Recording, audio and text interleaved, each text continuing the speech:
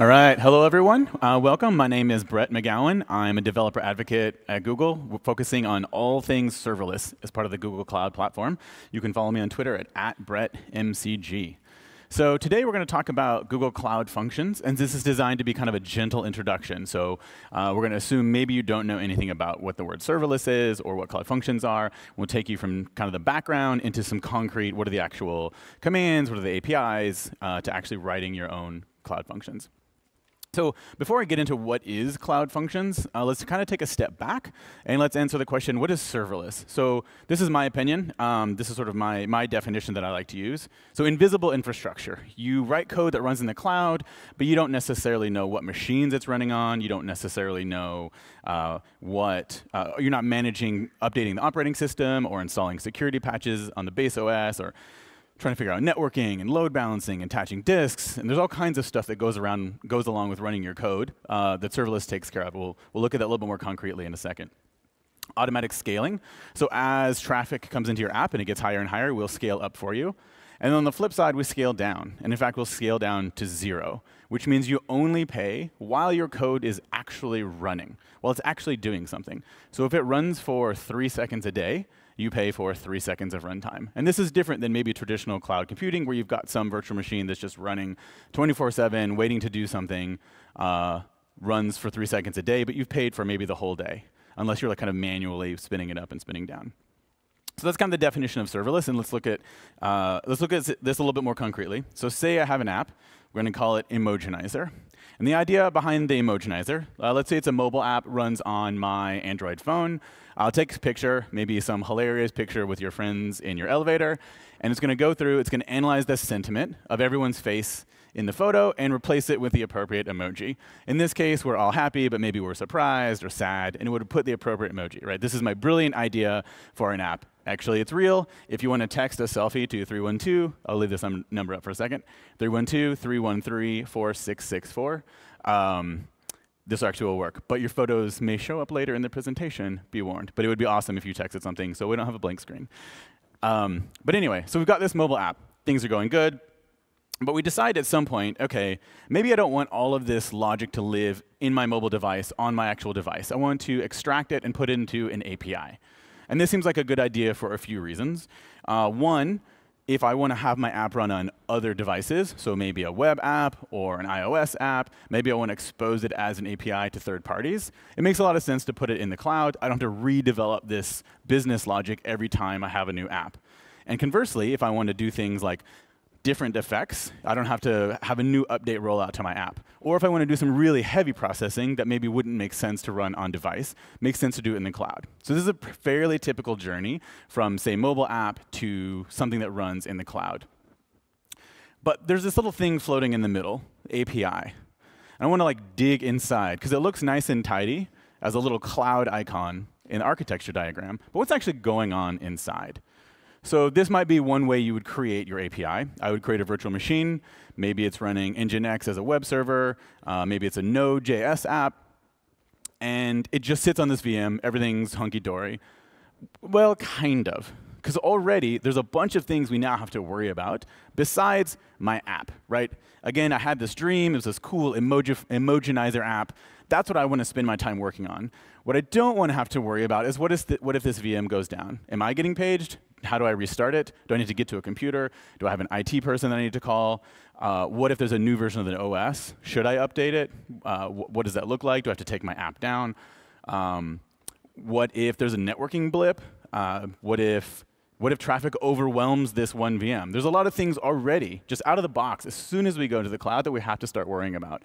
When again, all I care about, my sort of business value that I'm contributing, is this cool Emojinizer app, or whatever your particular app is. And the problem compounds as we come in scale, right? So if we grow beyond the bounds of one VM, or we just want to have more than one machine around in case one goes down, our whole app doesn't go down. So we start to scale up. So for each one of these, we have the same problems we just had with one, but we have compounding issues. One, we now have to manage versions of the operating system, all the dependent libraries, all the security patches, make sure everything is good.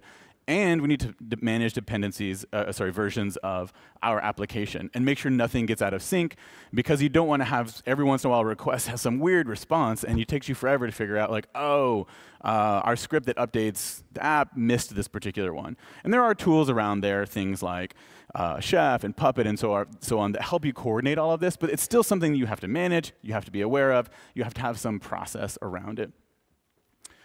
And then things might get even worse, because say we get a lot of traffic and we have a lot of variability in the traffic. So we don't want to necessarily have 500 VMs running all the time to handle peak capacity, because maybe overnight no one's really using our app.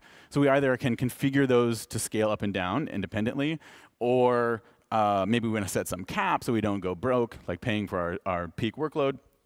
So maybe we have to have things like a queue that sits in front of us and absorbs all the requests, so that as you spin up more virtual machines to handle a spike in load, those requests don't get dropped. So some queue that holds them, and once your VMs have capacity, then it hands off that job. So again, there's already a lot of stuff we have to manage, and all we care about is making hilarious cartoon faces in our example. So the idea behind serverless is putting your focus on what your users will experience and what your sort of business value is. Like, what are you doing fundamentally that's important?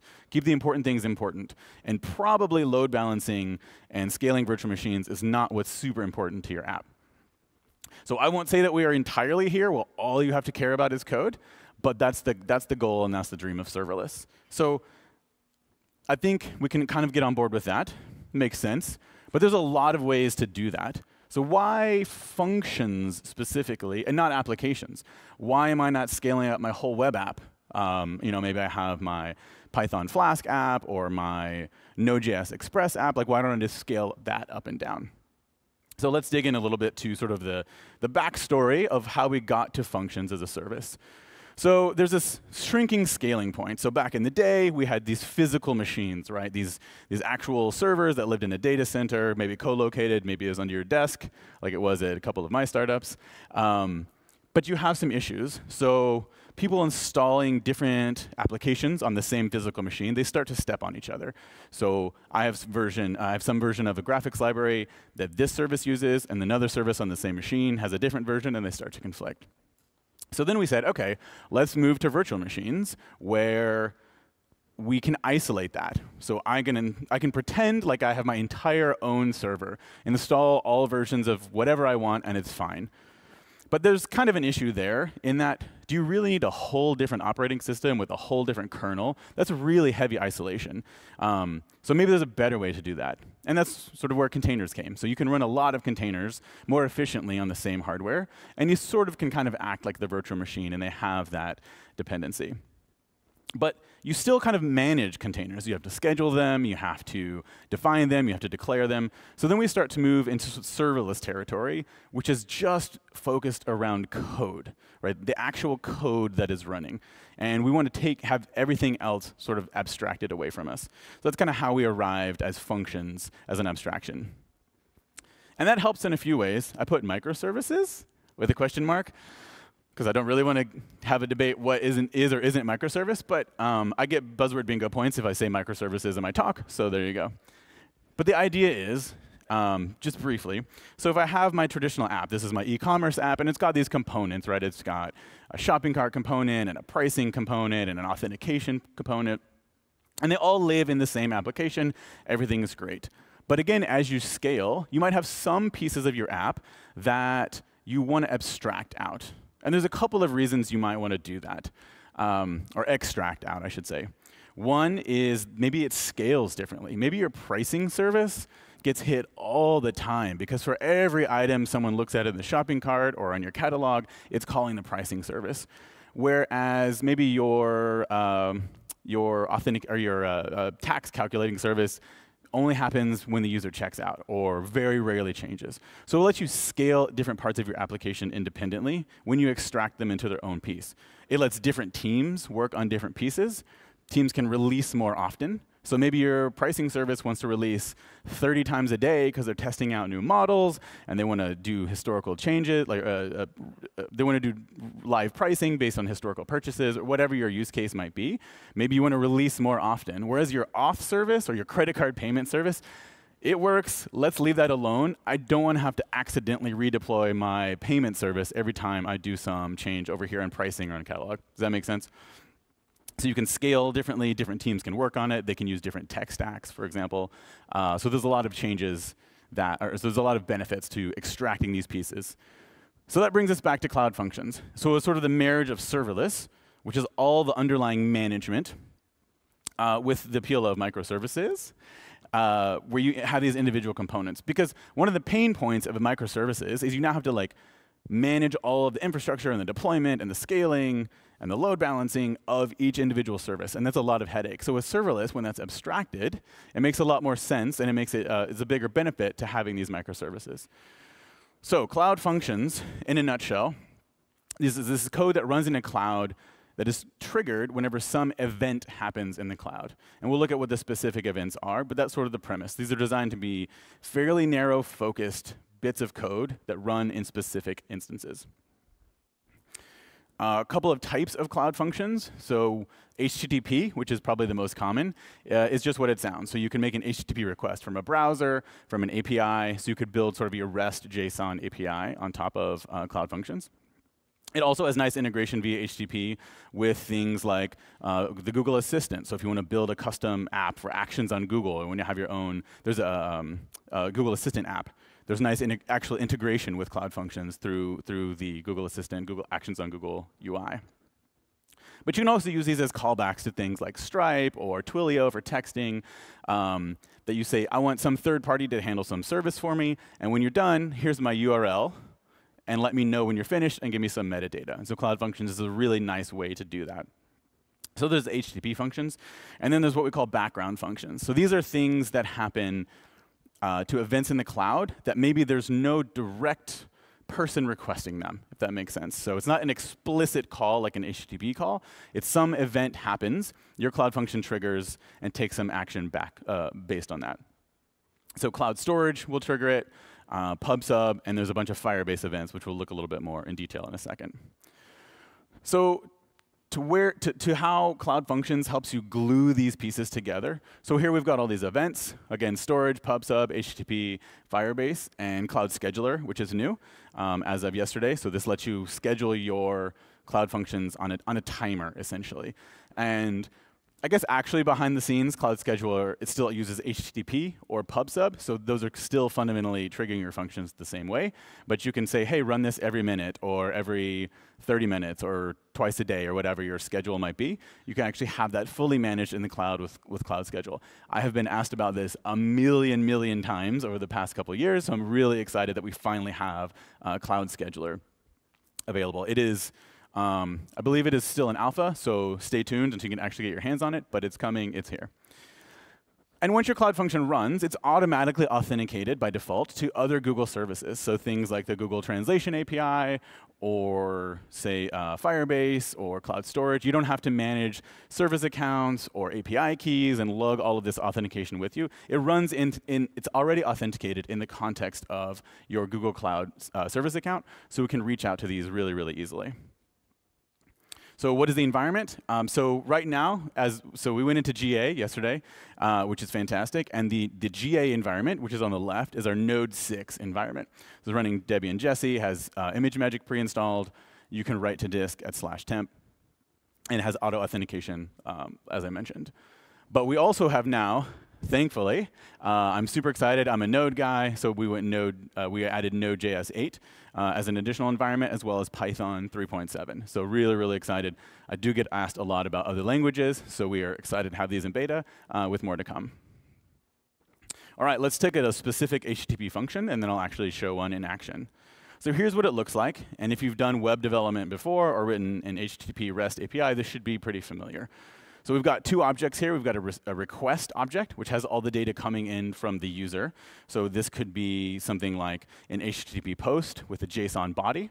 And then we've got a response object. So this is what goes back to the user. So you can give them a thing like 500 error code or some kind of message, or hopefully a success message. But by default, it has all these other things. So it creates an HTTPS endpoint for you, takes care of SSL, gives you a fully qualified domain with just these 3 lines of code. No additional configuration, no additional routing or mapping or having to manage any of that for you. It is created automatically. And it automatically parses incoming request objects. So there's something in the query string, it'll put it into request.query. There's something in the body, it'll put it into request.body. So let's actually take a look. If we could switch over to the demo machine, I will attempt to write a Cloud function right before your very eyes. So here I have a brand new file, index.js. So just so to show there's a little bit of something behind the curtains here, I have in my package.json, which is how you manage dependencies in Node.js, I have included the Google Translation API so that I can do some translations, a bit of a sneak peek into what's going on. So here's the bones of it. So this is importing the translation API. And again, normally you can, if you want, put a specific service account or credentials as part of this. But by default, it's auto-authenticated. So again, really, really easy. And I don't do hello world because I'm from Texas, so I do howdy world. So howdy. How can you tell if someone's from Texas? They always tell you. Exactly. I'm surprised I made it 10 minutes before mentioning it. So we're going to do a couple of things here. I'm going to look at the query string, and if there's an MSG, if there's a message property, I'll use it. If not, I'll default to hello world. I'm going to look at the language, and if they provide it, if they provide it, use it. And if not, then I will use Spanish. Then we're going to call the translation API into that particular message. And if there's an error, which I begrudgingly added because I choose to think that it always works perfectly every time, I'll log that out as an error, and then if not, I'll return a status code of 200. So let's go ahead and deploy this. So gcloud functions, deploy, name of my function, trigger HTTP. And assuming the Wi-Fi cooperates, come on, buddy. All right. It probably won't take 2 minutes, but just again, to reiterate what's happening, I have no configuration. I literally have two files. I have an index.js and a package.json. So again, this sort of code-first approach where all I have is what is useful and interesting to me. And again, no routing or mapping or worrying about SSL certs. So here's my output. Let me, this is just a link to the source code if I want to download it back. But here we go. I've got my URL. Let me copy this. Howdy world. Let me go over to a browser. And I'm going to say message equals hello, my dear friends in San Francisco. And then the language will be, sure, Spanish. And so just like that, translate to Spanish. And all I have to do is change this parameter. So let's translate to Japanese. And come on. Does anyone speak Japanese? Is that remotely correct? What about anyone speak French? Come on. Come on, Wi-Fi. There we go. I see the word San Francisco and bonjour, so that's probably close enough. All right, so that, I heard correct, so that's good. So if we could go back to the slides. So that was kind of how easy it is to get started writing your Cloud function. Again, it's just the code that you're worried about. You created the SSL cert, the endpoint, and all that automatically for me. And so that was HTTP. Those are explicit functions that you request. So now let's talk a little bit about background functions. So these are things that happen when an event occurs in the cloud. So as an example, here's a cloud storage event. So this is a file that gets uploaded to cloud storage. And there's a couple of events we can look for. Finalize, which is when a file is finished writing. Delete, which is when a file is deleted. Archive, and then metadata update. So in cloud storage, you can have metadata associated with your file. So you can watch any of these events and take some particular action. So if a user uploads a file, a CSV, for example, you can get, your code will automatically run. You could churn through the data and then write it to a database or do whatever interesting thing you'd like to do. And here's the syntax if you want to see how to do it. This analyze image will actually take and look at a concrete example of that. So I love raccoons. It's a long story. I probably follow more raccoons on Instagram than human beings, but it's all right. They're adorable. So let's say I take a picture of this adorable raccoon and I upload it to cloud storage. It's going to automatically trigger a cloud function based on that image, on, say, the finalize event that we just saw. Then I'll have my cloud function. It's automatically authenticated again, so I'll call to the Vision API to do some analysis. And it will say that it is 99% a raccoon and 100% adorable. Oh, I think that one's missing, but it should be there. And so this is fine. This is cool, event-driven. But where Cloud Functions is maybe different is if you wanted to have some other action also taken on that file. you might normally have one function that listens to it and then does two things. So it calls the Vision API, does some analysis, and then maybe also creates some thumbnails, right? So a big one for your desktop app, a thumbnail for thumbnail purposes, a small one for phone, whatever. But here you can actually have two functions, completely independent. Whoever's in charge of the thumbnailing doesn't need to know anything about what's happening in the vision analysis side, right? So it lets you split these out and actually run them in parallel. And you can imagine you might have like 4, 5, 6 different functions that run at the same time, triggered by the same event, all managed and deployed independently. So it keeps your code nice and tight and focused around one particular case. If you want to know what the code looks like, so here's my analyze image function. It has one parameter here, which is event. And event has a couple of properties. It has data, and it has context. So context is, what kind of event is this? So in this case, it would be a cloud storage event. And what time did it happen? What's the timestamp? And then data is specific data about this event of that kind, if that makes sense. So this would have things like, since it's a storage event, it would have data like file name. If it was a metadata, it has the metadata associated if it was associated with the file, if it was a metadata event. And then here I'm just going to call the Vision API, churn through the labels, and then write out the results. Quick note, and I will probably bring it up again, but before I forget, this isn't the current environment. This is what the event data and event.context look like currently. That is changing slightly, the function signature, with Node 8 and in Python. So you will actually have two parameters here. We're just splitting out, instead of event.data and event.context, it's just going to be two parameters. So there will be data and context. Does that make sense? So that will, if you're using Node 6, this doesn't change, and it will continue to operate this way. But going forward in Python and in Node 8, that function signature is changing just slightly, but we just don't want to break everyone who's using Node 6. All right, so if we could switch over to the demo, let's see this back in action. Whoops, where is my, boom. All right, so here is my cloud storage bucket. It is empty. So I'm going to do that, basically that exact raccoon thing, where I'm going to upload a photo and have it make a thumbnail and do some analysis. And what better way than to take an awkward selfie on stage? 3, 2, 1. Yes, I cannot wait to see what that says. Awkward is probably going to be one of the labels. Oops. There's a, well, you can see what size it is. Come on. So, yes. Apparently I'm having problems dragging. All right, so that'll upload. And you can see this is now in the in bucket. And this is automatically going to trigger those two functions, one to do vision analysis and then one to create a thumbnail. So that's resize demo in. Let's go to resize demo out, and we should see, whoops, some leftover files from my testing. And if we have thumb, should be a tiny version of that. Sure. And the labels. Zoom in a little bit, and let's see. Thumb, fun, finger. There we go. Selfie. There we go. That's exactly what it is. Every once in a while, it says man, which is very reassuring to me, that, or human, that I am in fact an alive person. So we can go back to the slides. All right, so that was a storage trigger. And then I'm not going to do a demo, but I'll briefly talk about Firebase. And if you don't know Firebase, it is a cross-platform suite of tools across iOS, Android, web. There's a C++ SDK if you're doing embedded devices. There's a Unity plugin if you're doing games. Super, super cool. It has a ton of different things you can do with it. Everything from virtual Android devices in the cloud to test your Android apps to providing a fully managed sort of serverless notification system. So actually doing push notifications to your apps or to your web apps. You can do things like remote config, like change how your app is configured on the fly in the cloud. Its killer feature is the databases. So there's a Firebase real-time database, and then you probably may have also heard of Firestore, which is super powerful, highly scalable NoSQL database.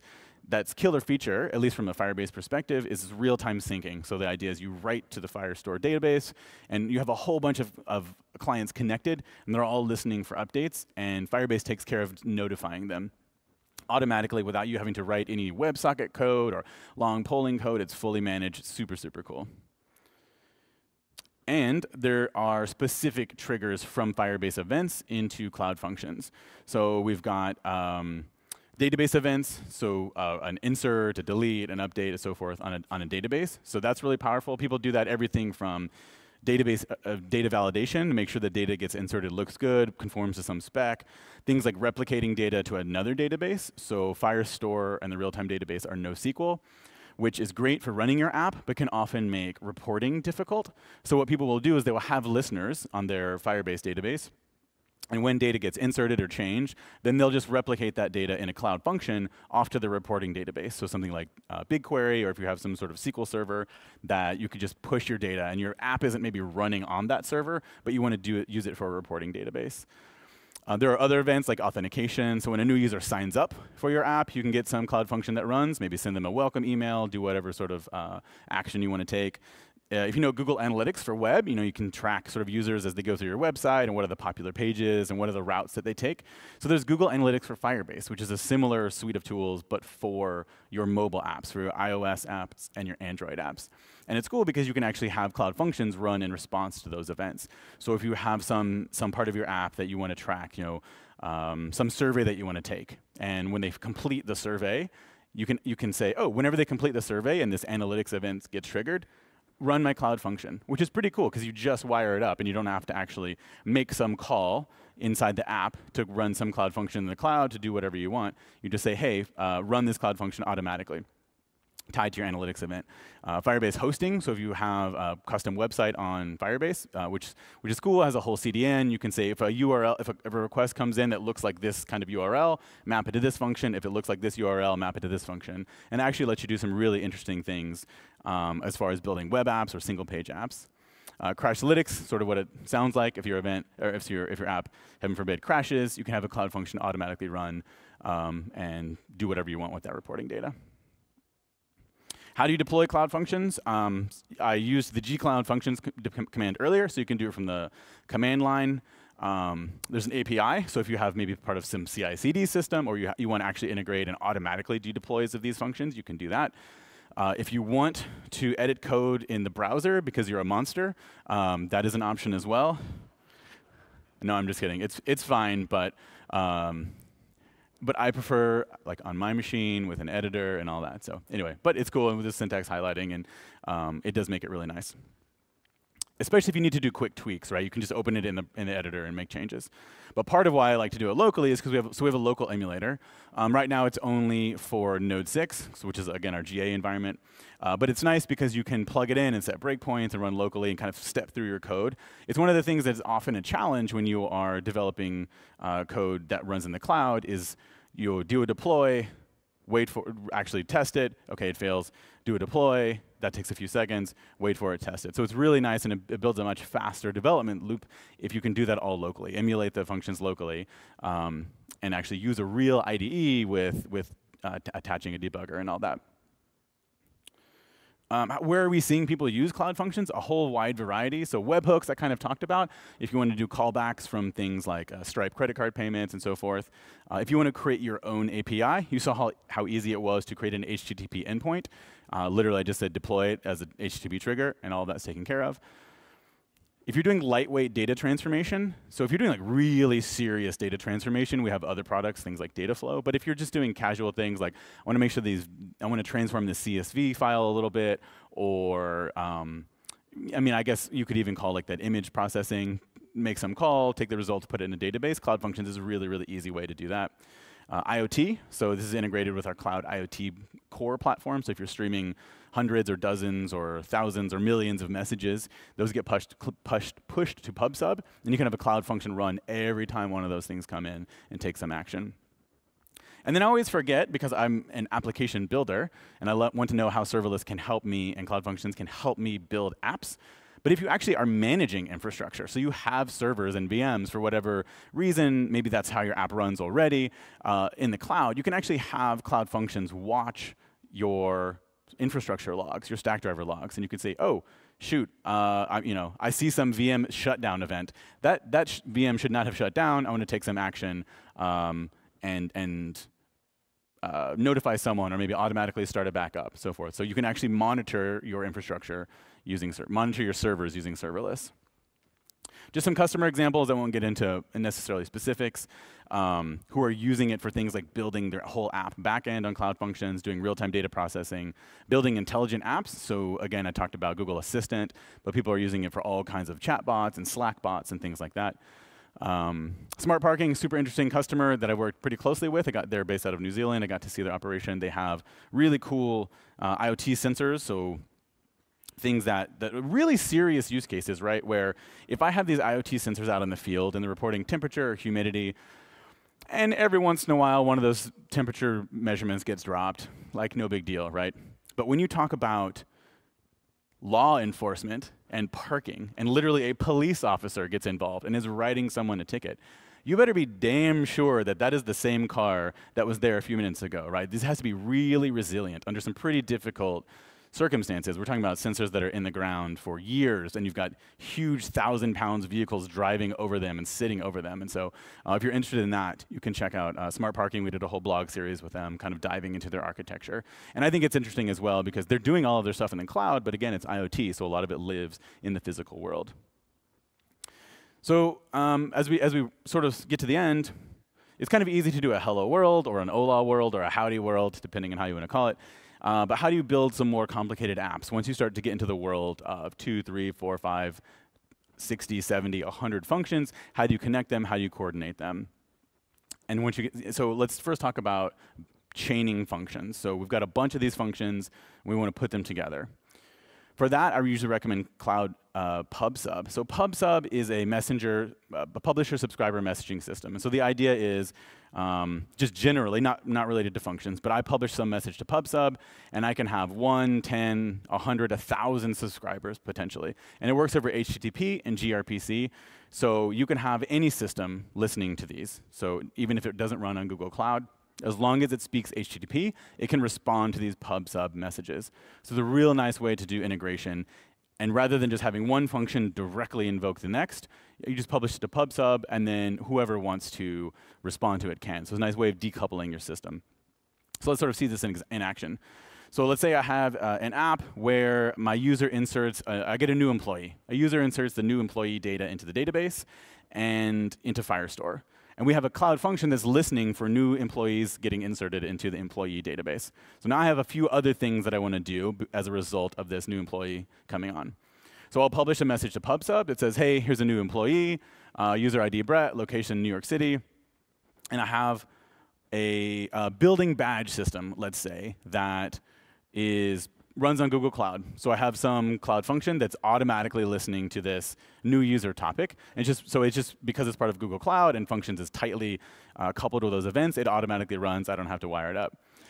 But let's say I also have a help desk system, some third-party thing that I'm running. It's not part of Google Cloud. It's not my app, but it speaks HTTP. So it can actually be listening to that same message that comes in. So I've got one published message to PubSub that says, new employee, user ID Brett, and we've got 2 or more systems listening to that same event. Does that make sense? So this is a good way to do integrations with third-party systems and also chain your functions together. Because then if you want to pull out one function and replace it with a different one, or pull out one function and replace it with a totally different, something not on cloud functions at all, if you use PubSub, it's already nicely abstracted. So it just has to speak HTTP or gRPC. For monitoring and error reporting, Stackdriver is built in. So without doing anything, it's automatically looking at your logs. So everything you write out to console, standard console or the error console, it'll pick up and flag appropriately. And monitoring is important because Cloud Functions is billed per usage. So what that means is, again, if your function runs for 3 seconds, you pay for 3 seconds. And that's scaled according to how much memory you've allocated, memory and CPU. So if you allocate a ton of memory and CPU, if it runs for 3 seconds, it is going to be more expensive than if you give it a little bit of memory and CPU and it runs for 3 seconds. Does that make sense? So because of that, you do kind of want to be aware of how long are my functions running for and how much memory are they using. And this is a little different because normally if you have a VM that's running, you're not paying that much attention to execution time unless it's a response thing, and you're not really paying that close of attention to how much memory it's using unless it's bumping up against some limit on the machine, right? If it's running out of memory, but otherwise it doesn't really matter. But because there's a direct sort of financial repercussion, especially if you're running thousands or millions of these at scale, that can add up. So that's all captured automatically, and you can look at a chart and see how are my functions doing. It helps you identify memory leaks, things like that. Just a quick look at the logs. We probably may not have time to do a demo, but so it captures it. You can do reports like, hey, automatically let me know when some certain filter is met on my logs. This is across all of Google Cloud and not just Cloud Functions. So you can also dive into the life of one particular request. So if it's doing multiple things and it has an execution ID you can dig into across multiple log lines. And then this is also integrated with Stackdriver error reporting, which is just watching these by default. Again, this is all automatically out of the box with Cloud Functions. It's watching your error logs for things to happen, and it's kind of intelligent about the error log. So if you have the same error happen 10 times, it's just going to give you one notification. So you don't get blasted 10 different emails or 10 different texts about some error that's occurring. You can see, this last happened 10 days ago, and here's the particular error. Click on it and see more details. All right, so some things to consider before using Cloud Functions. I alluded to this, but it is pay per use. So it's kind of a complicated math problem, unfortunately. We do have a calculator with helps, which helps.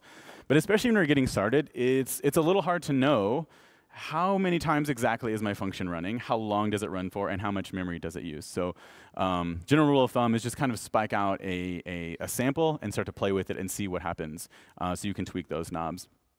There's a pretty generous free tier. It's 2 million invocations a month, scaled to some amount of execution time. So a lot of people actually run their entire serverless apps for free, because 2 million is a lot to get for free. But above and beyond that, you can use a calculator we have on cloud.google.com/pricing and tweak those knobs and see. Again, it's in 100 millisecond increments. So if you run for half a second, you pay for half a second. So should you go serverless with Cloud Functions? Yes, otherwise I wouldn't be up here. But it's actually not for every use case. If you have an existing app and you want it to go serverless, odds are not super great that you could just lift and shift that to Cloud Functions, because you have probably an entire web backend. So the approach that I typically recommend, and that is usually successful, is you identify some piece, some service you could pull out of your existing app, put that into a Cloud Function, have your existing app, you sort of wrap that call, and now instead of doing it within your bigger app, make your call out to the Cloud Function and have it come back. And sort of piece by piece, you can pull it out. But it's really unlikely you'll be able to lift and shift your app into Cloud Functions. And a lot of that is because of the second point, which is Cloud Functions are designed to be stateless or ephemeral, which means if my function gets invoked and I write to disk, it's /temp, and I write some file, the next time my function gets invoked, that file may or may not be. If it happens to get routed to that same instance and it's still warm from before, that file will be there. But there's no guarantee, because I could scale down to 0, and then the next time a request comes in, I create a new instance and a brand new instance, so that's gone. So your apps have to assume that anything that they do is gone the next time the function runs. And that's not always the case. Sometimes you do get the same instance, so you can do sort of tricks like have some local cache, pre-calculate some intense computation, and store it. So then the next time your function gets invoked, you check, hey, did I already calculate this? Is it still on disk? Yes, cool. I just saved myself some time, check that value, reuse that database connection or whatever. But if it's not, then you have to create a new one. Long-running compute tasks. So Cloud Function times out at 9 minutes, so you're probably not going to render the next awesome digital Pixar movie on this. But again, the philosophy, it is these small, quick, single-purpose functions that you stitch together to make a larger whole. And then guaranteed response times. So one of the benefits of Cloud Functions is that it scales to 0. So when you're not running your code, you don't pay anything. The problem is if it is at 0 and everything is sort of asleep, the next time a request comes in, it may take half second, a second to sort of spin up all of these, spin up your function and do a response. Again, it's not a long time. 1 second is not a long time in most cases. But if you're doing gaming, for example, 1 second could be pretty significant. So if you need a guaranteed response time, sometimes what we call that cold start, that first request when everything is asleep, can take a little bit of time. All right, so did anybody text that number earlier? Not one single, okay, too cool. I hope it wasn't anything weird. If we can go to the demo machine. Maybe I should check it before I... All right, nothing too weird. Yeah, so it was basically piggybacking cloud storage. So here's the diagram at the bottom. It's a little small, so I'll explain it verbally. So I'm using Twilio to create that number. Twilio gives a callback. So I say, hey, call this HTTP function, which is a cloud function, whenever a text message comes in. So a text message comes in. There's an image attached. It sees that there's an image. Oh, there's even a group text. That's fun, a group photo. And you can see actually it replaced like the face in the front is like an angry one, and the other ones are smiling. So Twilio will then, or sorry, the cloud function then takes that image from Twilio, saves it to cloud storage, which triggers the cloud function to send it to the Vision API, do sentiment analysis, and it sees where the faces are in the photo, and then replaces them with the appropriate emoji. And so you can kind of see how these, when you build with cloud functions, you tend to have these chain of events. And at first, it can be intimidating. Like rather than just having one big function that says, we could switch off from the demo, that would be great. Thanks. By the way, you texted that, so your phone number is associated with, just FYI. I will find you. No, it wasn't that bad. But anyway, something about chain of events, yes. So when you're building with functions, you'll start to see these chain of events. Like a function does this, writes a file. A function is triggered by that file, writes to the database. A function is triggered by that database. I'm almost off the stage now. But when you first see these architecture diagrams, they can be sort of daunting and it looks more complicated. And the thing is, you're just sort of surfacing what your app was probably already doing, but you're surfacing it and you're decoupling all of those pieces, right? Rather than having them in one big function. All right, so we have just a few minutes left, so I want to touch on some things that are new in Cloud Functions as of yesterday. First is it is out of beta. Yay! Yes. Very excited about this. It has been a long time coming. It is hard. So it turns out it's hard to have these little functions that spin up quickly, run for a bit at massive scale, and do it under a service level agreement, particularly in Google Cloud. Like so, we have an SLA behind Cloud Functions, which is fairly unique in the market, and so it has taken us a while, but we are now there and super excited about that. Python, I mentioned earlier, we support Python 3.7. To do it, you do the same deploy that I did earlier, but with -- runtime Python 3.7. If you do an HTTP app, it uses Flask. So if you do a Node app, it uses Express under the hood. If you do a Python app, it uses Flask under the hood. So really excited about this. Two things I always get asked about: timed functions, scheduled functions, which we have, and then Python. So super happy about that.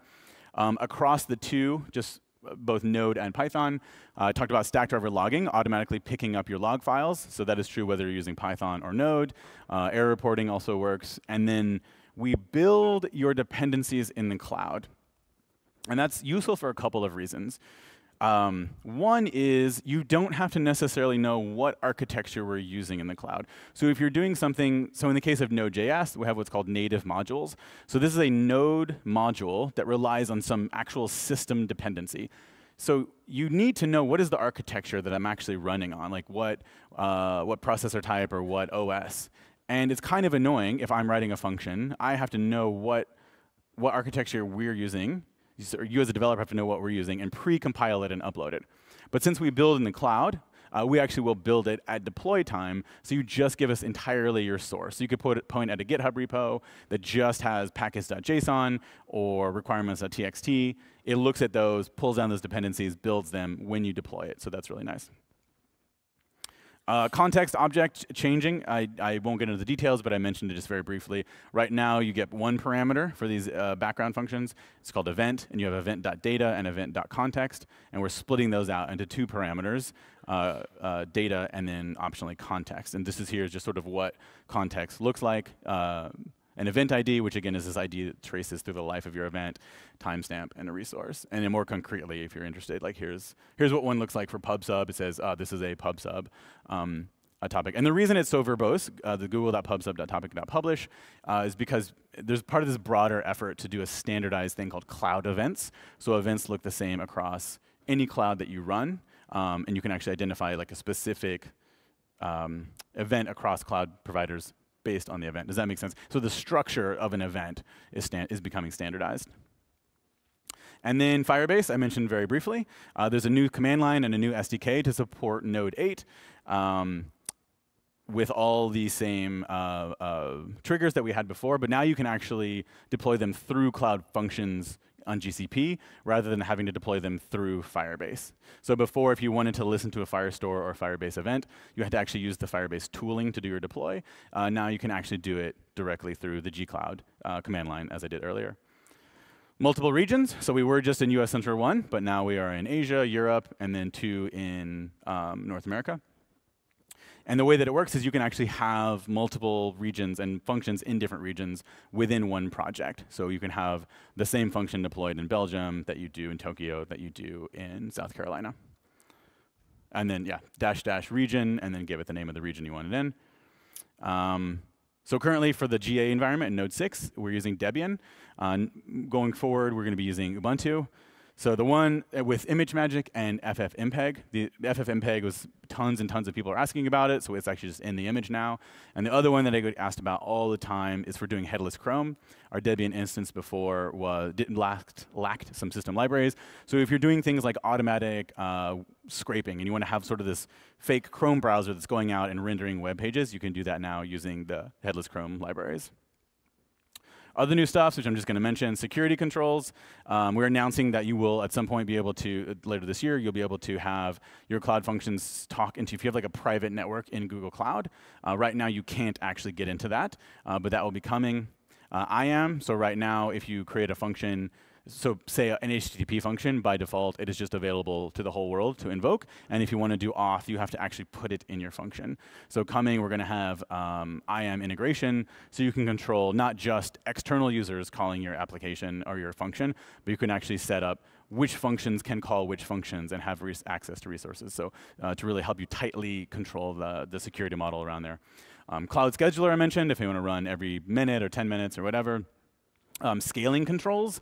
So one of the problems with serverless cloud functions is it scales up big, right? So that's nice in the sense that if I get 1,000 requests that come in, it'll scale up and handle them. But if all those functions are now talking to some third-party API that's rate limited, or some database that I have that doesn't scale up to infinity, we can crush our own database, right? So this part scales up, but maybe the parts behind it don't. So you can actually set scaling controls and say, hey, don't run any more than 100 or 200 cloud functions at the same time, so that way I don't take down my external resources. And then Cloud SQL Direct Connect may only affect a few people, but if you're using Cloud SQL from Cloud Functions, previously you actually had to go through its public IP address, so you kind of had to like leave Google Cloud, go through the public internet, come back in to get to talk to Cloud SQL, and now it remains within the Google network and secure. So those are all of the new things with Cloud Functions. If you want to know more, cloud.google.com/functions. We've got a bunch of tutorials. We've got updated docs for Python and Node 8. We're answering questions on Stack Overflow. You can find examples on GitHub. And like I mentioned, there's a free tier, 2 million invocations a month. So super easy to check out. And I look forward to hearing from you. Thank you.